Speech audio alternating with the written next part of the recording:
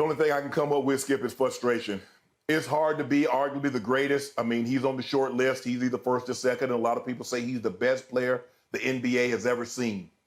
He's the best at one thing, and he's horrible at something else. And that's the way you can sum up his ownership or his tenure as the owner of the Hornets. Skip, has been a disaster. He's hit the ball out of the park basically once with Kemba Walker. Melo has been very good. He's made the All-Star. He's been injured an awful lot. But every other draft pick has been an epic failure. From Adam Morris to Frank Kaminsky to Bismarck Biyombo, it's just failure after failure after failure. And Skip, I didn't know this until in 2015, Michael Jordan rejected 4 first-round picks from the Celtics, including one that later became Jaylen Brown's, in order to draft Frank Kaminsky. He did that. Mm-hmm. He said no. His batting average on first-round draft picks was worse than what he hit with the Birmingham Barons. I mean, Skip, it's been a failure. And I hate to see it. I hate to say it. We don't have very many. I don't think he might be the only black. I mean, we have other minorities that own professional teams, but black, he's the only one. And it seems like that's not gonna last for much longer. Skip, I think it's just frustrating. I think it's finally beating him down, because I watch him at the game on the sidelines because I just want to see his reaction, and he seems like a beaten man. He's like, how in the hell can I be so good at one thing and so bad at something else? But Mike, the difference is, and I'm talking to John Elway, who I played with for a number of years when he became the general manager. He said, this job is a lot harder than playing because I could do something about what was going on the field. He says, all I can do is try to draft, add the best players I possibly can, and then it's out of my hands. And that's what Mike is having a hard time, Skip. He could control the outcome to a certain degree when he played. It has nothing to do with him now, except the fact he's drafted horrible, horrible, horrible players. Michael Kidd-Gilchrist, Frank Kaminsky, Adam Morris, Bismarck Biyombo, and the list goes on and on and on. And he's only made to the playoffs 3 times. They lost in the first round all 3 times. And I think it's just finally gotten the better of him. It's like, I'll own a piece of it, but I don't want the lion's share. I don't want the light shining on me the brightest because I haven't been able to get the job done. So I hear what you said. I can't help but agree with what you said. It hurts my heart to agree with every point you just made. I am the biggest Michael Jordan fan, as you well know. He is the unquestioned GOAT to me. We have debated that a million times on this show. But that's not the point right now. The point is, this hurts my heart because he was the black owner in all of sports. Yes. And when he first took over, I had the highest hopes for him. But this has been now 17 seasons that we've gone through with him as the operator of the Charlotte Hornets, the GM, hands-on. And to your point, if you go 17 seasons and make the playoffs only 3 times in the NBA, and you never win a playoff series in 17 seasons, and your playoff record is 3-12, which is by far the worst over that span in the NBA, something was very wrong. The greatest at playing is the worst at picking players. And sometimes it can be that way. You and I have talked about this many times. Even John Elway has had such a hard time picking quarterbacks, the position that he played top 5 all-time quarterback and threw footballs to you as a Hall of Famer. He hasn't been a great picker of quarterbacks. Why? Because it just came so naturally to John Elway that he never really thought about why he was so great. Not that he was a dumb player, because he wasn't. Not that Michael was a dumb player, because he certainly wasn't. I'm talking about the gift is so supreme that they can't see past their own nose as to why much lesser players are at least a little better than another player sitting on the table in the draft. And it's why, Shannon, we have this rampant run of GMs across sports in not only football or basketball, but also in baseball. GMs, team builders who barely played their sport in high school. They're doing it with analytics. They're doing it with different gut feelings. They're doing it with eye tests. They're seeing it better than even Michael Jordan, the greatest player ever, can see it.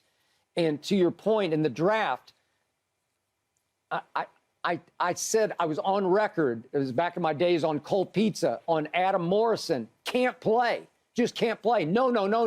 And he snatches him in the first round. And he leaves Brandon Roy on the table. And he leaves Kyle Lowry on the table. And he left Rondo on the table. And Adam Morrison was a flat-out bust. That might be the worst pick of all. And then you mentioned Kemba as maybe a plus, but he did leave Clay and Kawhi on the table, and Kemba's been pretty good. I'll give you pretty good. But Michael Kidd-Gilchrist has not been pretty good, and he left Bradley Beal and Dame on the table. And I'm like, God, and Cody Zeller. Yeah, thank you. He took Cody Zeller over Giannis. I mean, Giannis was still there. I know Giannis was a little bit of a reach at the time because you couldn't see Giannis coming, but still, man, Noah Vonleh over Zach LaVine. And then you mentioned Frank Kaminsky? Really? You took Frank Kaminsky and you left Devin Booker right there. He's sitting right there, and you take Frank Kaminsky, and then you talked about the trade that he turned down.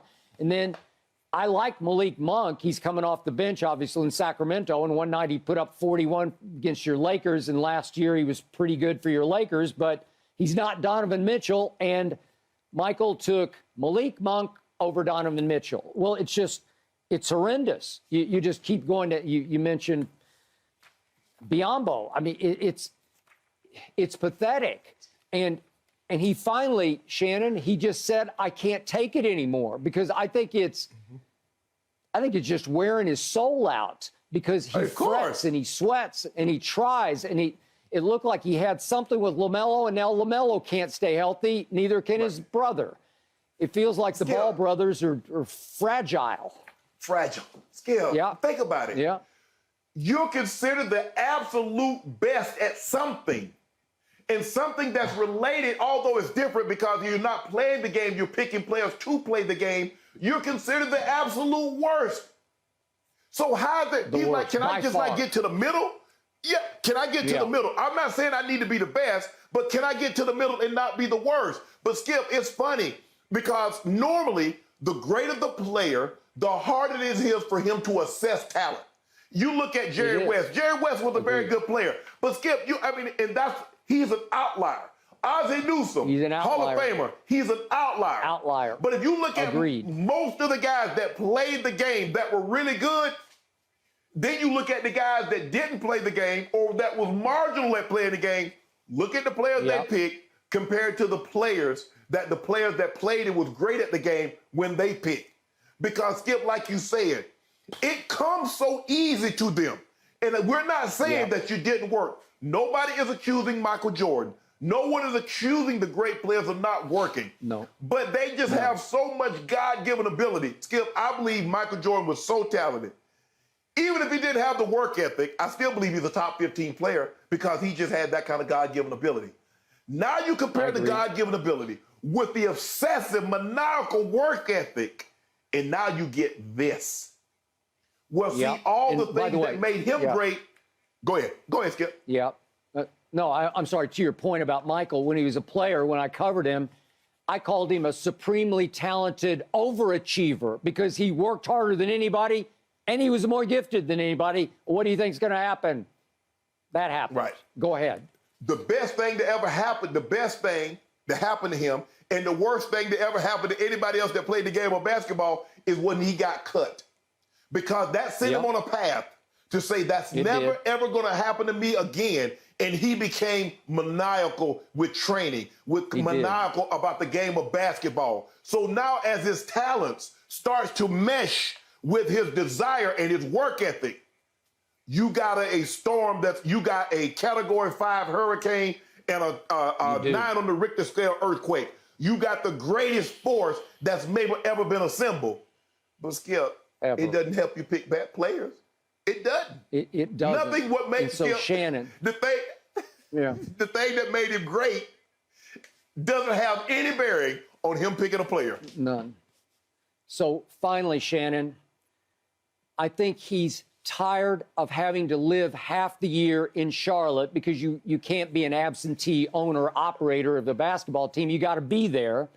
And so he has to winter in Charlotte. And as you know, the winters aren't great in Charlotte.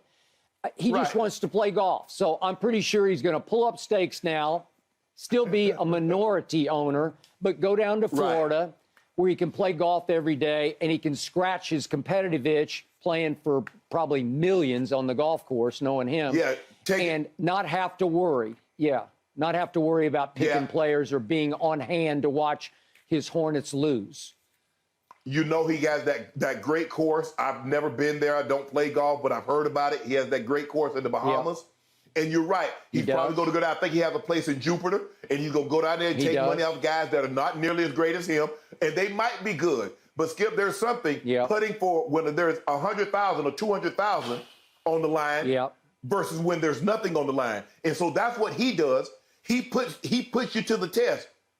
Well, you know, he's worth a couple of $1 billion to a guy that's not worth that. 100,000 is a lot of money, and then all of a sudden your knees get to knocking, and your putter goes, and you shoot the ball 10 feet past the cup. But Skip, it's just sad. I mean, I hate it because I want to see more because I think because you see more guys now, even though not so much in basketball and baseball, you see a lot of athletes investing in soccer teams. You see Giannis just signed on with Orlando. And there's a lot of NBA and NFL players that's buying into soccer teams. So and LeBron has made it very clear. I want to be an NBA owner. And I think Michael Jordan has given a lot of, especially African Americans, the hope that this is one day possible when I never thought I'd see a black owner. Yep, I agree. In the end, I'm relieved that he's out from under this. Or about to be. Really? Oh, okay. I am. Okay. Yeah, just out from under having to run the Hornets. Yeah. Yeah. Well, the front runner to purchase that majority stake, guys, is a group headlined by the Hornets minority owner and the Hawks minority owner. We'll see how it all shakes out. Thanks for watching, Undisputed fans. Subscribe here to get the very latest from Skip and Shannon. Plus, go watch a few segments from our other shows on FS1.